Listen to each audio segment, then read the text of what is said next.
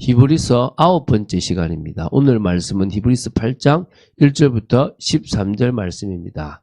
1절부터 4절 말씀을 합독하고 히브리서 8장 전체를 보도록 하겠습니다. 그래서 정말 오늘 또 히브리서 8장이 우리에게 또 응답이 되는 시간 됐으면 좋겠습니다. 우리 히브리서 8장 1절부터 3절 말씀을 한 목소리로 합독하겠습니다. 지금 우리가 하는 말의 요점은 이러한 대제사장이 우리에게 있다는 것이라. 그는 하늘에서 지극히 크신 이의 보좌 우편에 앉으셨으니 성소와 참 장막에서 섬기는 이시라. 이 장막은 주께서 세우신 것이요 사람이 세운 것이 아니니라. 대제사장마다 예물과 제사드림을 위하여 세운 자니 그러므로 그도 무엇인가 드릴 것이 있어야 할지니라. 예수께서 만일 땅에 계셨더라면 제사장이 되지 아니하셨을 것이니 이는 율법을 따라 예물을 드리는 제사장이 있음이라. 자, 우리가 하는 말의 요점은 앞에서 7장까지 말했던 이런 대제사장이 우리에게 있다라고 하는 겁니다. 누구죠? 우리의 주 예수 그리스도입니다. 보좌 우편에서 우리를 위해서 간구해 주시는 분이시죠.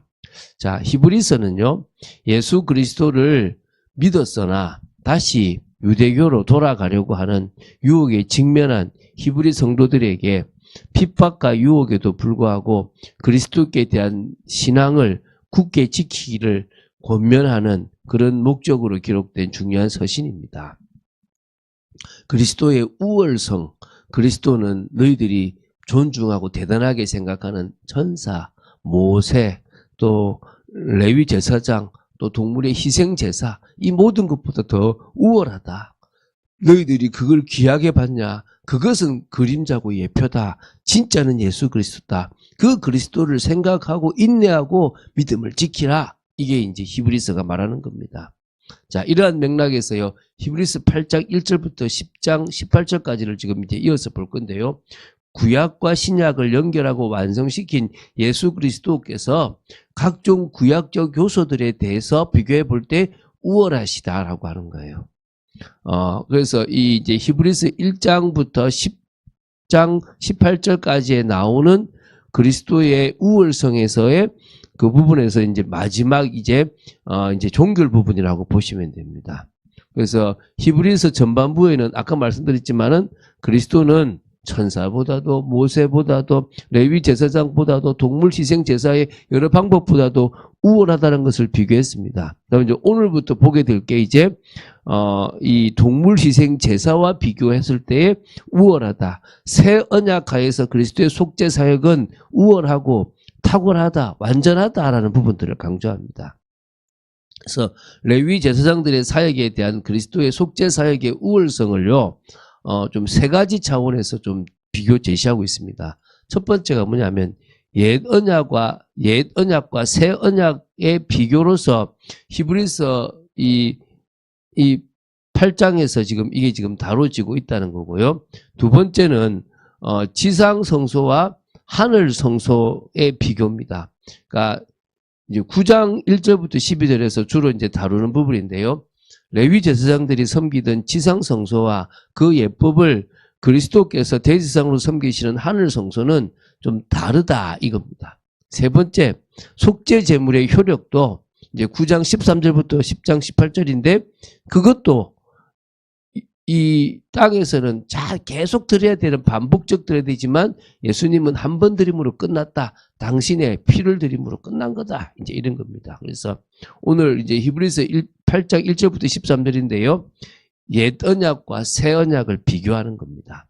그래서 예수 그리스도는 더 나은 대제사장이다. 그분이 세우신 새 언약이 옛 언약보다 훨씬 뛰어나다라는 설명입니다. 이 장은요. 예레미야 31장 31절부터 34절에 새 언약을 예언하신 이걸 직접 인용하고 있고요. 왜 예수 그리스도 안에서 믿는 자들이 완전한 구원을 누리는지를 분명하게 보여줘요. 그래서 우리 8장 1절 2절이 우리에게 중요한 핵심은 뭐라고요? 참되신 대제사장이 있다 이겁니다. 이게 우리가 믿는 거죠. 그래서 히브리서 저자는 지금까지 설명한 내용을 요약합니다. 예수님은 하늘 보좌 우편에 계심으로써 당신의 사역을 완성하신 상태고 나중에 이 땅에 오심으로 그걸 더 이제 새로운 부분을 넣을 거다. 그러나 구약의 제사의 모든 것들을 다 이루셨다 이겁니다. 예수님께서는 사람이 만든 성막이 아니라 모세를 통해서 만들게 됐고 뒤에 성전을 만드는 그런 수준이 아니라 하나님께서 세우신 참 성막 하늘 성소에서 섬기시는 분입니다. 이런 단어를요 이단들이 막 끄집어내요. 저 신천지가 이런 단어를 쓰잖아요. 사실은 이 얼마나 복된 단어인데 저런 죄송합니다. 무식한 단체들이 또 틀린 단체들이 쓰고 있는 거예요. 근데 기독교인들이 지금요 다 넘어가고 있는 경우들이 많다는 겁니다. 좀 깨어셔야 됩니다. 예수님의 사역은 땅에 머무는 일시적 제사장이 아니고요. 하늘에서 영원히 유효한 제사 사역을 하고 계신 분이라는 겁니다. 자, 그리고 8장 3절부터 5절은요. 지상의 제사는 하늘의 모형일 뿐이다 이겁니다. 그러니까 자기들은 하지만 결국 우리는 주님과 함께 하게 될 때가 완전하다고 보시면 됩니다. 특히 5절에 보면 그들이 섬기는 것은 하늘에 있는 것의 모형과 그림자라 모세가 장막을 지으려 할 때에 지시하심을 얻음과 같이 이르시되 삼가 모든 것을 산에서 내게 보이던 본을 따라 지으려 하셨느니라 이랬습니다. 그래서 여러분 이제 하늘의 모형을 따라서 이 땅이 지어졌거든요.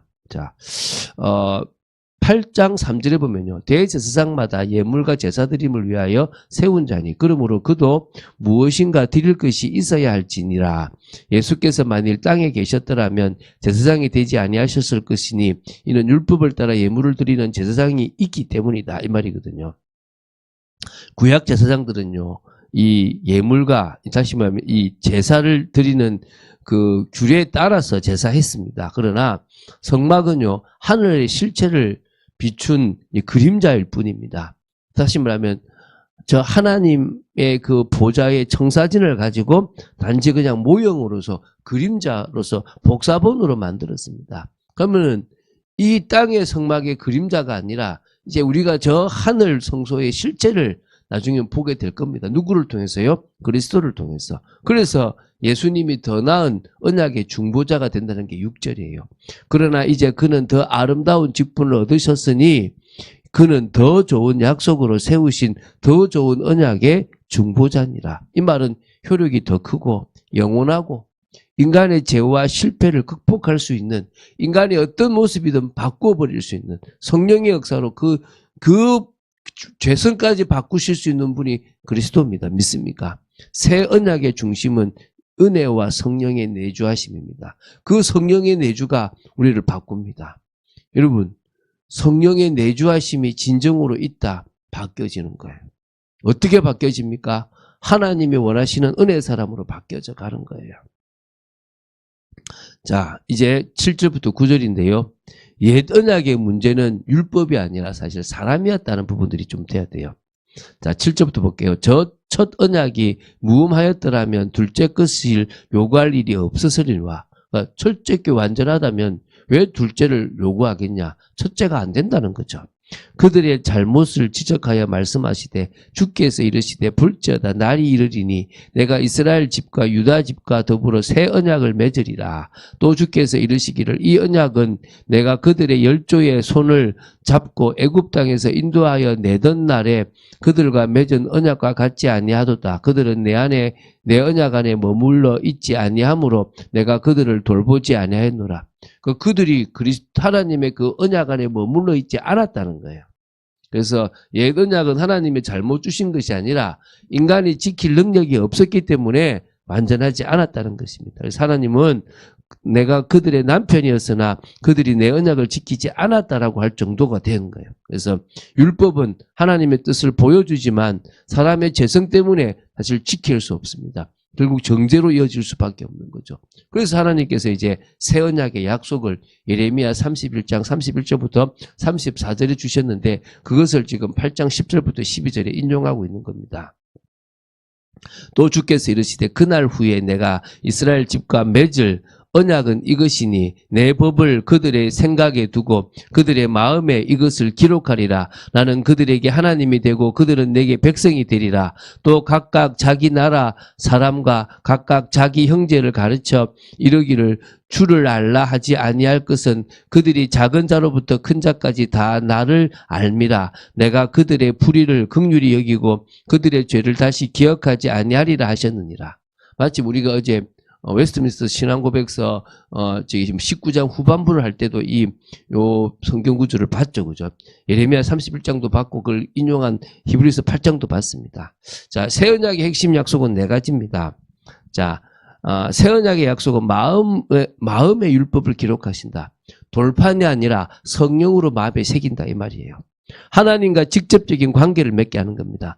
중보자 인간 없이 하나님을 친밀히 알게 되는 겁니다. 제사장이 없이 된다는 거예요.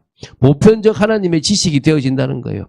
작은 것에서부터 큰 자까지 나를 알게 될 것이다. 다 이제 진짜 성경으로 알게 되는 거예요. 죄를 용서하고 다시 기억하지 아니하신다는 거예요.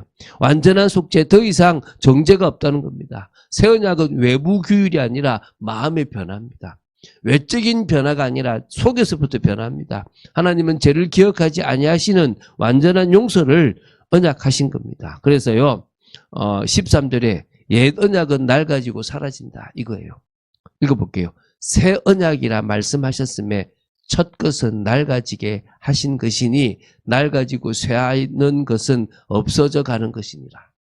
여러분 우리가 율법을 붙잡으면 안 돼요. 그것은요 낡아서 없어질 거예요. 그러나 그 율법을 알면 새 언약을 더 분명히 아는 겁니다.